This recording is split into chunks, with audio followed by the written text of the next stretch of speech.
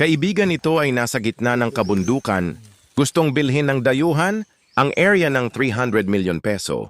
Nang sinuri ko ito may palatandaan pala na box marker.